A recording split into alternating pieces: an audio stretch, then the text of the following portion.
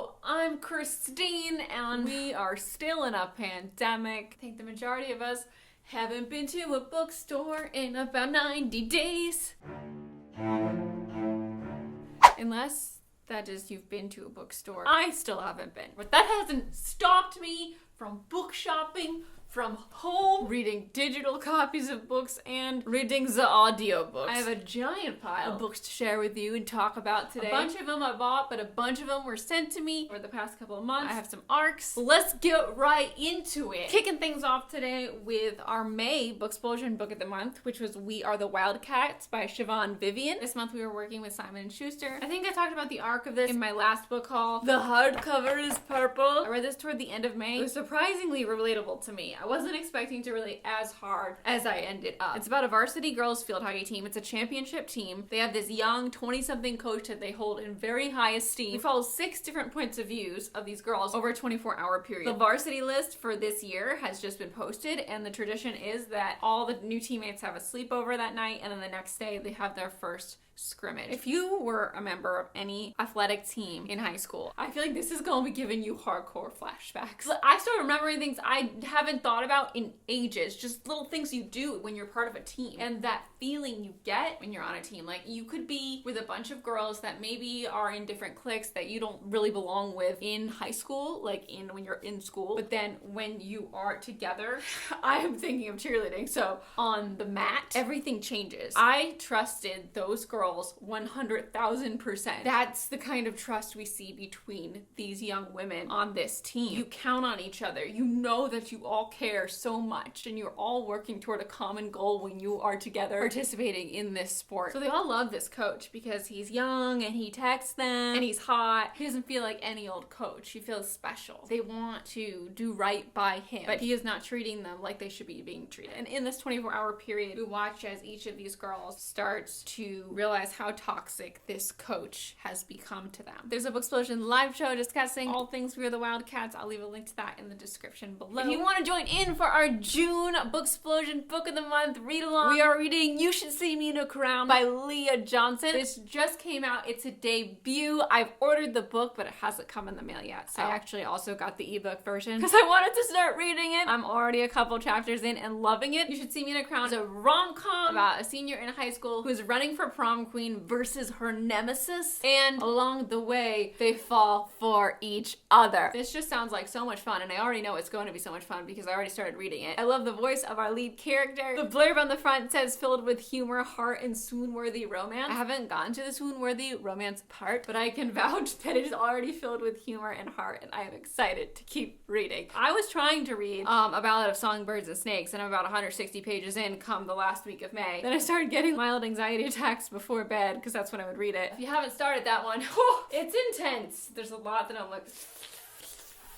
Highly recommend You Should See Me in a Crown. Read it along with us. Jesse, Kat, and I will be having a live show discussion at the end of the month to talk about this one together with you. I'll leave a link in the description to the Booksplosion channel if you want to subscribe over there. That's where all our live shows get posted. I already started talking about this one, so might as well haul it now. This is A Ballad of Songbirds and Snakes by Suzanne Collins. It is a Hunger Games prequel that takes place 64 years before the Hunger Games. We're following the 10th annual Hunger Games. Our lead character is President Snow. So Snow is 18 years old in this book. It's just like a lot. There's a lot of really intense, horrible shit going on. I'm going to read it, of course, but it might take me a little longer than expected. I'm also trying to read a lot of other books right now. So I put this one down. I was reading it along with 3 other books. I'd end up picking this one up in the shower because if I don't have a physical copy of a book, I can't take it in the shower with me. So this is my physical book and I like to read in the shower, so I'd end up just taking it anyway and then coming out of the shower being like instead of like to go to bed. A lot of the stuff that's happening has a bigger impact on the reader because of already knowing the Hunger Games series. You know where things go and you're seeing how they got there, and I'll talk about this in more detail once I'm finished, but it's just gonna take a little longer to finish. The next book I bought this month was a very important one. I've already read it, and that is White Fragility by Robin DiAngelo, and this is all about why it's so hard for white people to talk about racism.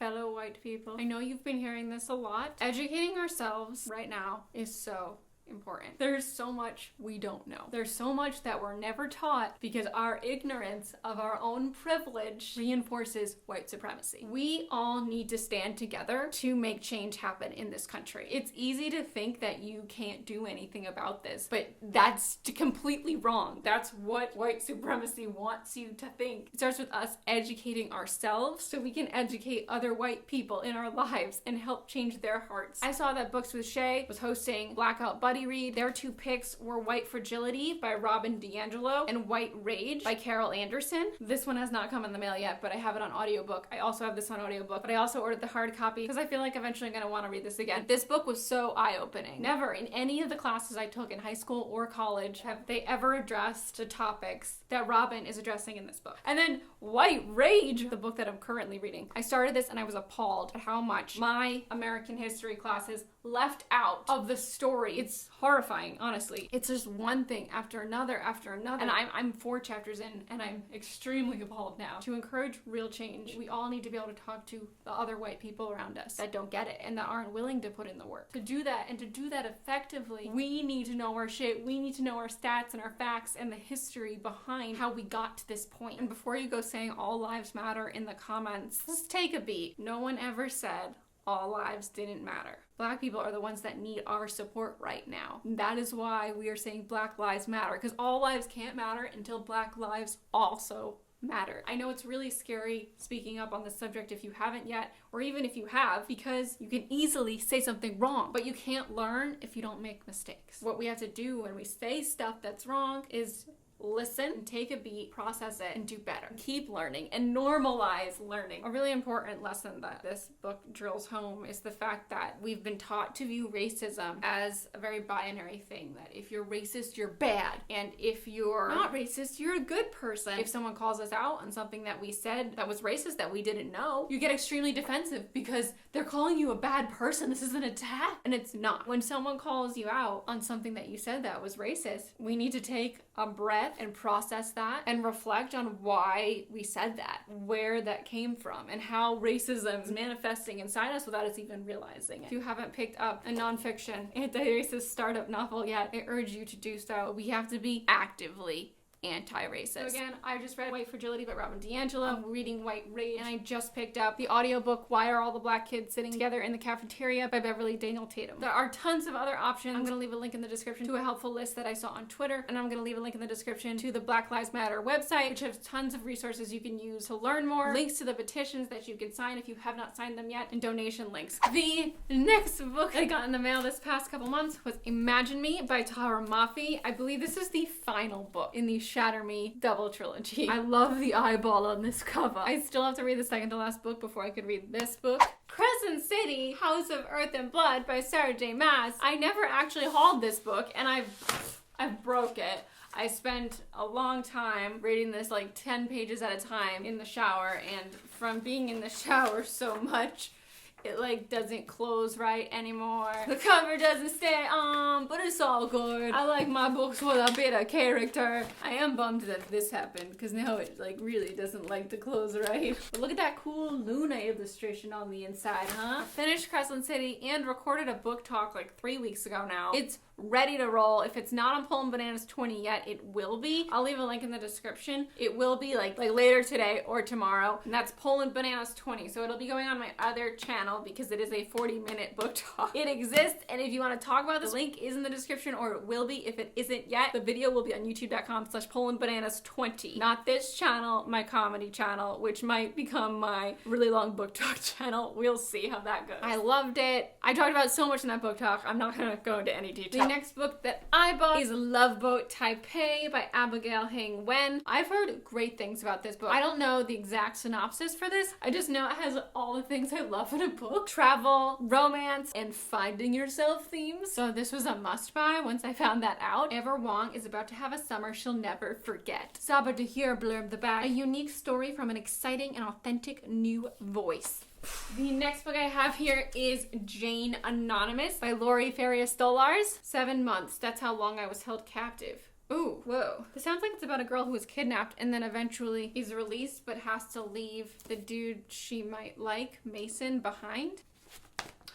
Whoa, it's yellow. I was sent a whole bunch of arcs. This one should be out by now. It says May 2020. Don't Ask Me Where I'm From by Jennifer D. Leon. This is about a girl named Liliana who lives in an inner city Boston neighborhood, and she attends a mostly white suburban high school. It says when some hard truths are exposed, Liliana must choose. Use this foundation as a platform to speak up or risk the wall crumbling on top of her. This sounds relevant. Next year I have I Killed Zoe Spanos by Kit Frick. For fans of Sadie and Serial comes a gripping thriller about a missing girl, a shocking confession, and a podcast looking for answers. This cover looks very familiar. I feel like I've been seeing it around a lot these past couple months. Sounds like it's gonna be a true crime thrill ride. It's always nice to have one of those on the back burner for when you're craving it. It's nice to have that spot on the shelf next to like the sad I need a rom-com Christina Lauren books on the shelf. Got the dark I'm craving a murder book section. Last but not least today, I have 10 Things I Hate About Pinky by Sandia Menon. This is a companion novel to When Dimple Met Rishi, another contemporary rom-com-esque book that I've been wanting to read forever. I just read the back of this, and our lead guy Samir is going to be Pinky's fake boyfriend. For the summer, the fake boyfriend trope is the best. It's a classic. It never gets old. That's super exciting. I wonder if When Dimple Met Rishi has to be read first. If you've read When Dimple Met Rishi and have insight on this, let me know.